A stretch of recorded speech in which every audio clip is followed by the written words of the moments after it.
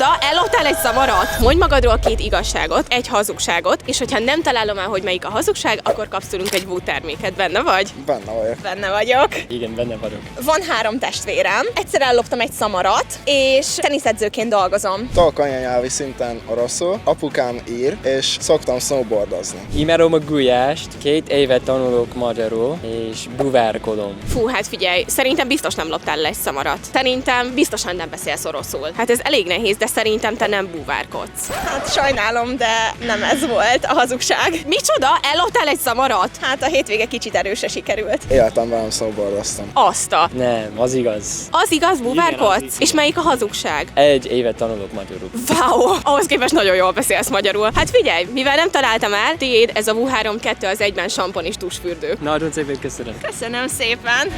Bocsi. Te kitaláltad volna őket? Írd meg kommentben és kövess be.